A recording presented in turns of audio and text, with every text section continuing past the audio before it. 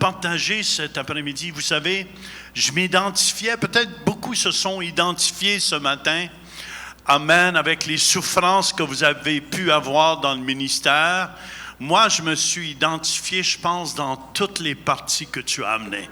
J'avais un témoignage à donner partout. Mais je me réjouis. Qu'est-ce qui compte? C'est d'être debout aujourd'hui. Amen. Je dis toujours aux jeunes dans l'église, à Jonathan, tous les jeunes, c'est pas qu'est-ce que tu as de l'air au début de la course qui compte. C'est qu'est-ce que tu as de l'air à la fin de la course qui compte. Parce qu'au début, tout le monde sont là, ra, ra, ra, ra, ra. Mais c'est d'être ra, ra, ra, ra à la fin de la course. Amen, amen. Préparez-vous, je sens que le feu va descendre ici. Woo! Préparez-vous, amen, amen, amen. Branchez-vous. Ce que je veux vous partager, c'est sur la vague. C'est important d'apprendre à fonctionner, surtout avec toutes les persécutions qu'on peut passer à travers. Amen, amen. C'est pour ça, ceux qui n'ont jamais été persécutés dans l'œuvre, vous viendrez puis je prierai pour vous. Mais c'est des choses normales. C'est pour ça aussi, Matthieu 24 nous dit, l'amour du plus grand nombre se refroidira à la fin des jours. Et beaucoup seront offensés aussi. Et il ne faut pas se laisser, peu importe tout ce qui peut nous arriver. Amen. Restez un cœur pur. Restez un cœur debout devant Dieu et victorieux.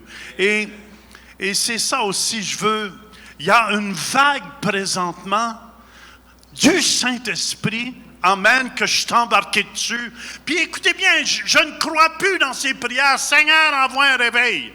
Puis le monde prie, puis il n'a jamais. Le réveil est ici. Amen, amen, amen. Il faut juste le capter. Est-ce que vous me suivez? Il faut juste le capter. Puis quand tu pries, tu n'as pas besoin de regarder vers le ciel. Tu as juste à regarder en bas, puis Jésus est là. Dieu, le Saint-Esprit est là. Très important. Très important. Et je pense qu'on va... je vais tourner avec moi dans Actes chapitre 2, versets 17 et 18. Tout le monde connaît ces versets. J'ai prêché ça souvent dans le temps du réveil. Dans les derniers jours, dit Dieu, je répandrai de mon esprit sur toute chair. Vos fils et vos filles prophétiseront, vos jeunes gens auront des visions et vos vieillards auront des songes. Oui, sur mes serviteurs et sur mes servantes, dans ces jours-là, je répandrai de mon esprit et ils prophétiseront. Et Seigneur, je te remercie pour ta parole. Mets une garde dans ma bouche, que ma langue soit comme la plume d'un habile écrivain. Viens écrire sur tous les cas ce que tu veux dire. Amen. Et ce que je remarque dans cette vague qu'on est dedans, amen, dans la vague qu'on est dedans, il y a une vague d'amour. Il y a quelque chose qui se passe dans l'esprit. Romains 5,5 nous dit, en l'espérance ne trompe point, parce que l'amour de Dieu est répandu dans nos cœurs par le Saint-Esprit qui nous a été donné. Dans les derniers jours, il y a une vague de l'Esprit. Amen, amen. Vous pouvez l'attraper, vous pouvez la recevoir. Alléluia. Mais il y a une vague d'amour. J'ai jamais vu tant les ministères venir ensemble. C'est drôle, dernièrement, on dirait qu'il y a un amour qui se développe. J'ai un amour pour l'apôtre Alain. J'ai un amour pour l'apôtre Roland. J'ai un amour pour pasteur Michaud. Amen. Il y a un amour qui se développe. Écoutez bien, c'est dans l'air. Dieu est amour. Est-ce que vous me suivez? Et si Dieu répand son Esprit Saint, ça veut dire on va devenir de plus en plus remplis de cet amour-là. Jean 4,16 nous dit, et nous avons connu, genesko dans le grec, c'est connaître intimement l'amour que Dieu a pour nous. Et nous y avons cru. Amen, amen. Dieu est amour. Et celui qui demeure dans l'amour demeure en Dieu et Dieu demeure en lui. Jean 15, 17, ce que je vous commande, c'est de vous aimer les uns les autres. Amen. Et Romains 12, 10, ça c'est beau ça. Par amour fraternel, soyez pleins d'affection les uns pour les autres. J'arrive d'une conférence et j'ai tellement senti l'amour de mes frères anglophones. Je me suis tellement senti aimé que je pensais que j'étais parti au ciel. Vous savez, c'est ça qui fait la différence entre nous et les autres. Puis je vous dis, il faut développer cet amour-là. Il faut simplement dire, Saint-Esprit, remplis-moi après-midi. Amen, de ton amour. Parce que je vous dis, on a besoin de beaucoup d'amour avec ce que nous a enseigné l'apôtre Roland. Amen, amen. Surtout quand tu es persécuté et tout ça, surtout quand Dieu nous dit d'aimer nos ennemis, c'est pas toujours facile, mais ça prend un amour au-delà. Et cet amour, c'est cet amour du Saint-Esprit de Dieu qui va nous garder. Amen, amen, amen. Dis à ton voisin, je t'aime.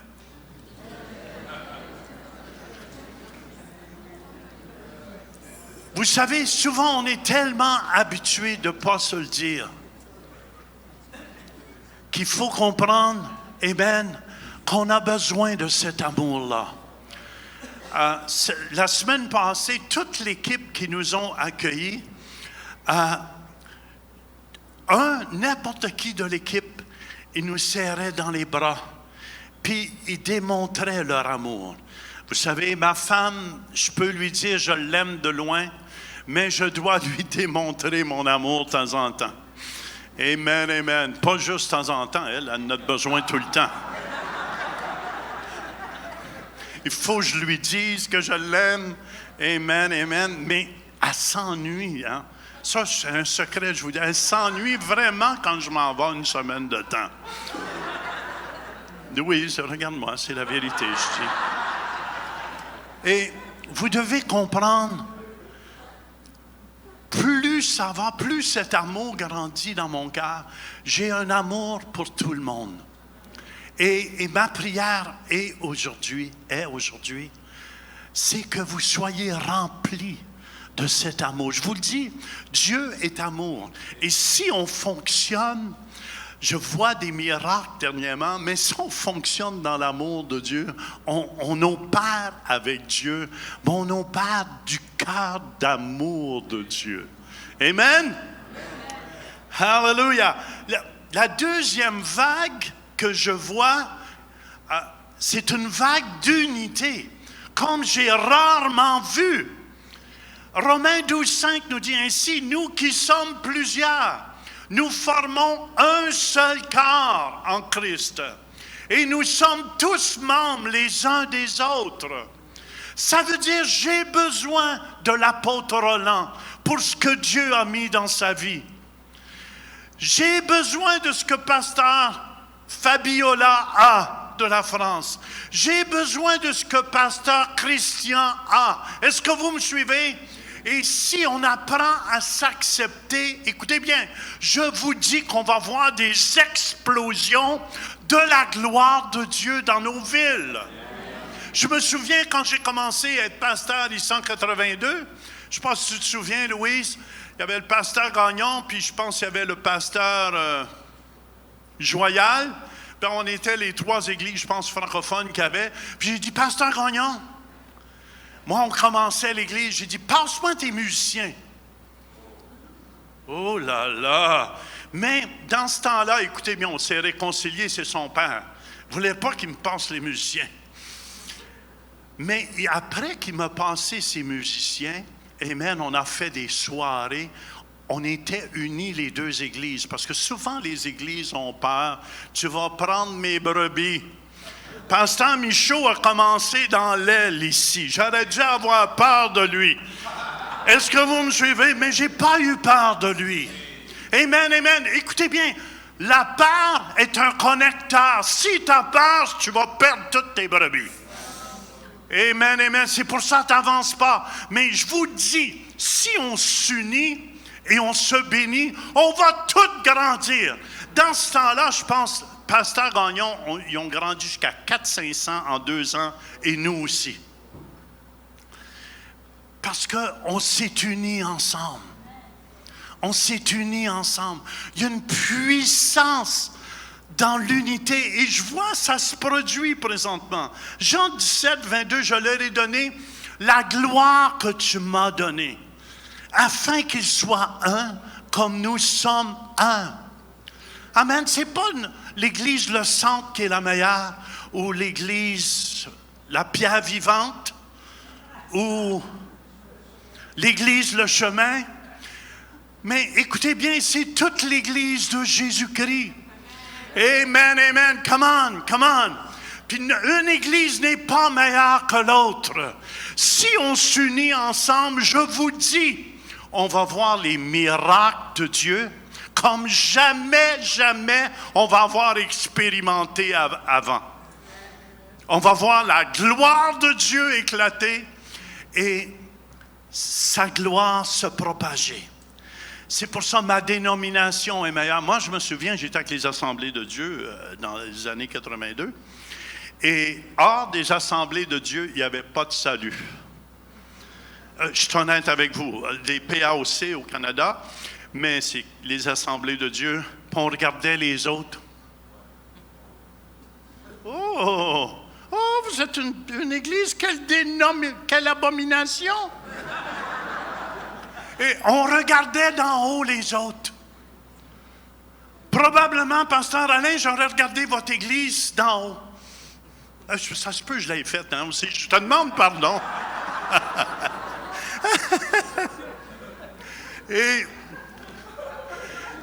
Mais je vous dis, 2 semaines passées, j'ai vécu un miracle à Calgary. On était toutes les dénominations ensemble sur une estrade. Et j'avais jamais vu ça. Les PAOC, ou les églises de la Pentecôte, les assemblées de Dieu, indépendantes, pas indépendantes, trop indépendantes, étaient toutes là, puis ça dansait, puis ça louait le Seigneur. Come on! Il y a une vague. Christ est après préparer son Église.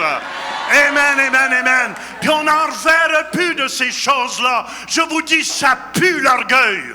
Ça pue l'orgueil. Et je vous dis, si on s'unit, on va voir sa gloire. Puis j'étais tellement touché. Il y avait le docteur Wilson de Oral Roberts, qui est de l'université Oral Roberts.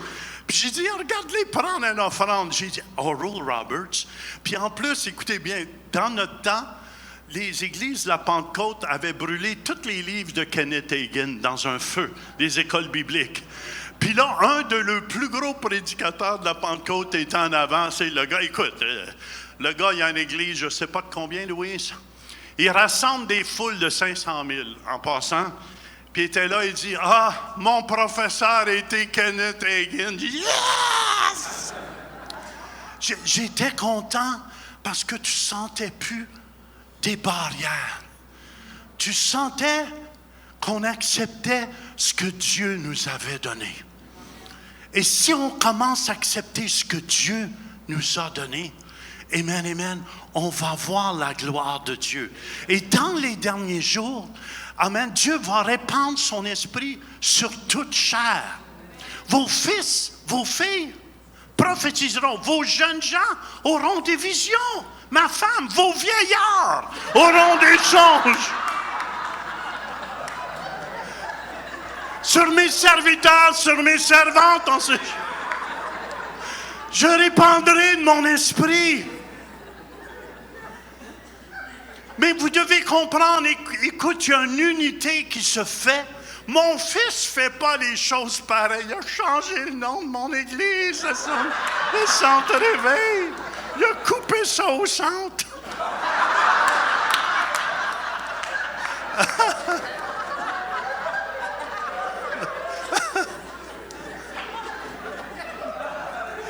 Il prêche en jean le dimanche matin.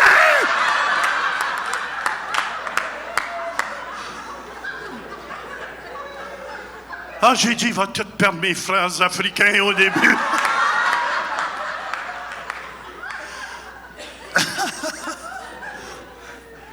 C'est important.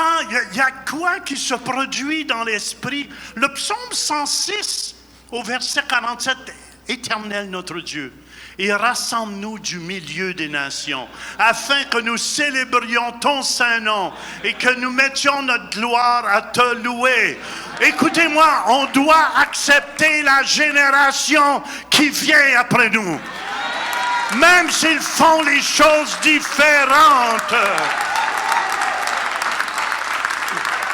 Je suis rendu moderne, je ne prêche pas avec du papier. Toi, tu es encore là. Ça va venir. On va prier pour la délivrance. Mais vous devez comprendre. Amen, amen. On doit accepter les jeunes vont faire les différences. Kylian, mon petit-fils, est différent. Est différent. Puis, ils ont des modes, des façons de faire. Moi, je me souviens, quand j'ai commencé dans le Seigneur, tu ne pouvais même pas avoir un instrument de musique. Ça vient du diable. Ça vient du diable. Surtout le tambour. Oh, mon Dieu! Moi, je me souviens, on ne pouvait même pas jouer de la guitare. Je me souviens, j'étais avec les frères chrétiens d'Assemblée. Et ma femme, j'ai amené ma femme là une fois. Et les femmes, alléluia, elles devaient être dans le coin avec des voiles sur la tête et rien dire. Ça, c'est le plus gros miracle que Dieu a fait.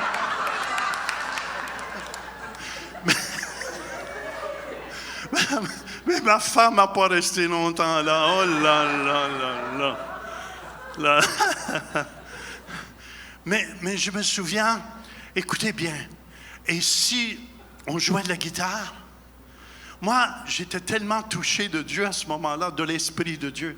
Quelqu'un faisait une petite prière, c'est juste à Jésus. J'étais là. Parce que je trouvais ça beau. Mais écoutez bien, je crois qu'on va voir, il y a une vague d'unité qui s'en vient. L'église de pasteur Jean-Claude, amen, au Burundi, mais va devenir l'église aussi de l'apôtre ici. Amen, et du pasteur Michaud. Come on, même si on n'est pas du même camp, je veux même que l'apôtre Alain, l'apôtre Jean, come on, est tellement peu, je vous dis, plus qu'on va être unis, ça c'est la vague d'unité. Et quand Dr. Wilson, 2 semaines passées, a fait une prière, puis c'est lui qui a pris l'offrande, il en a toutes pris une. J'ai dit, Louis, ça paraît qu'il est avec Oral Roberts, lui. Mais non, mais dans mon temps, c'était ta gang dans ton coin, puis nous autres. Nous autres, on l'a l'affaire, vous autres, vous ne l'avez pas.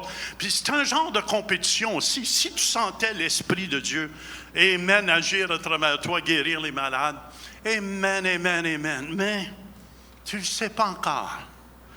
Tandis qu'aujourd'hui, il y a quelque chose qui est libéré.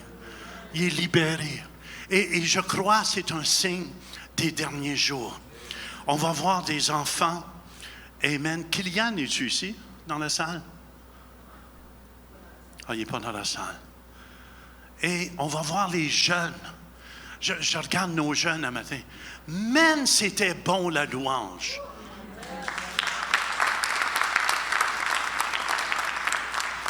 Ça déconstipe les constipés.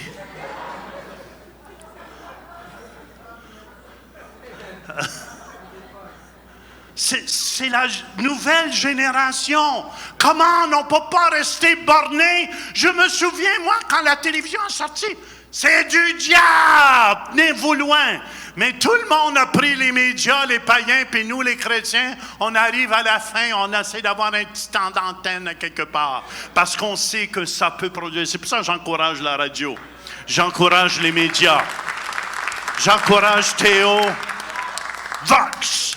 Ah, ça n'a pas hésité, hein? Tu l'as dit tout de suite, ton nom. Il va y avoir de la pub. Théo Vox. Et écoutez bien, je crois aussi, j'ai prophétisé en 82 au Festival Agapé. Est-ce qu'il y en a qui ont déjà été là? Pour que vous soyez de mon âge. Toi, tu étais jeune. Tu n'étais pas au monde encore. Non. Et je me souviens, j'avais prophétisé qu'il va, dans les derniers jours, amen, puis c'était pour commencer, il va s'élever une louange comme on n'a jamais entendu encore. Écoute, même la louange qu'on avait ici ce matin au Centre Réveil, c'est... Église le Centre, je me repens. Église le Centre. Mais je crois que ça va augmenter dans ces derniers jours. Amen. Il va sortir des CD, des DVD d'ici. Amen. Puis on va aider. S'il y a d'autres talents dans d'autres églises, comment? On ne peut plus garder. Si on se donne la main, je vous dis qu'on va louer les plus grandes salles à Ottawa pour la gloire de Dieu. Moi, j'ai l'intention de louer la salle des arts ici. Qu'on la remplisse ensemble. Ça va faire différent d'aller parler de Jésus-Christ. Êtes-vous d'accord avec moi? Bon, je ne veux pas changer trop en dehors de mon sujet. Mais la troisième vague, c'est vraiment une vague de louanges. Vous pouvez lire, parce que je n'aurai pas tout le temps, dans 2 Chroniques 5, 13, 14. Et lorsque ceux qui sonnaient des trompettes et ceux qui chantaient, s'unissant d'un même accord, pour célébrer et pour louer l'Éternel, firent retentir les trompettes, les cymbales et les autres instruments, et célébrèrent l'Éternel par ses paroles. Car il est bon, car sa miséricorde dure à toujours. En ce moment, la maison de l'Éternel fut remplie de nuées. Les sacrificateurs ne purent pas y rester pour faire le service. Ça, c'est rare, à cause de la nuée. Car la gloire de l'Éternel remplissait la maison de Dieu. Et je me souviens, en 82, quand j'ai prophétisé, il n'y avait pas Hillsong, il n'y avait pas Hosanna, il n'y avait pas tous les groupes de musique qu'il y a aujourd'hui. Aujourd'hui, il y a tellement des bons groupes de musique. Moi, je me lève le matin, je vais sur YouTube, on met une musique, Hallelujah.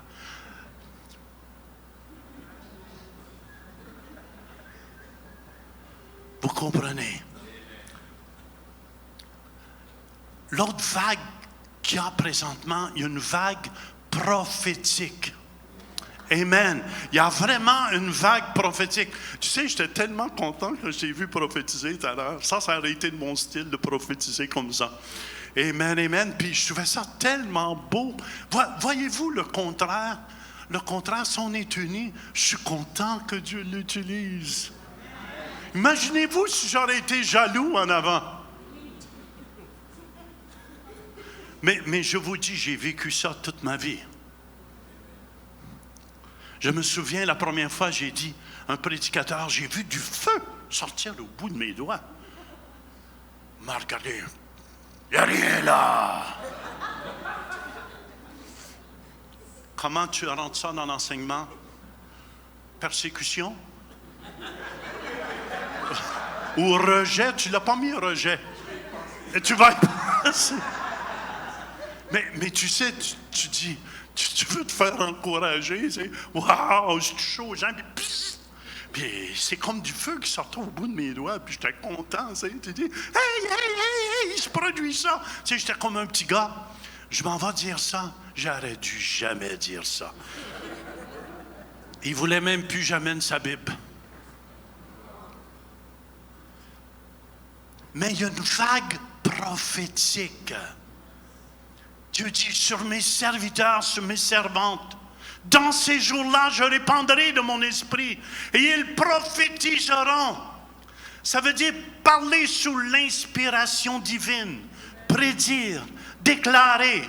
Je déclare que vous êtes un peuple prophétique. Amen, je déclare. Alléluia. Prophétiquement, les portes vont s'ouvrir comme jamais. Amen, amen. On va toucher les nations francophones. On va toucher les hauts placés de ce monde. Alléluia. Je déclare que vous êtes une nation sainte, un peuple acquis. Alléluia. Amen. Et c'est important qu'on apprenne à déclarer les bonnes choses. Et c'est pour ça, c'est important, je vous encourage, remplissez votre cœur de la parole de Dieu chaque jour. Remplissez votre cœur de la parole de Dieu chaque jour. Amen, amen. Il y a une vague comme c'est là, en tout cas d'enseignants. Hallelujah! C'était tellement bon l'enseignement ce matin. J'avais moins le goût d'entendre ça, de me faire persécuter, parce que j'ai tellement goûté. Mais après que tu as commencé ça, je dis, waouh, ça fait du bien, parce qu'on a passé là. Vrai ou faux? On aime entendre t'es beau, t'es belle, puis t'es fin, puis t'es fine, puis il t'arrivera jamais rien.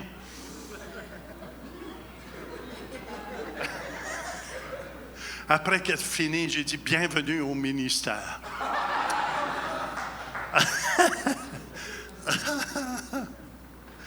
Amen. Puis chacun de nous qui sommes dans le ministère, on ne peut pas s'en sauver. On ne peut pas s'en sauver. Des fois, ça fait mal quand on se fait rejeter, quand on se fait crier après. C'est pour ça que je vous encourage, soyez des hommes et des femmes de la parole de Dieu. Puis, comme Proverbe 18, 21, la mort et la vie sont au pouvoir de la langue. Je veux dire, créez un jardin avec les paroles de votre vie qui va déboucher votre avenir, qui va prophétiser où vous allez.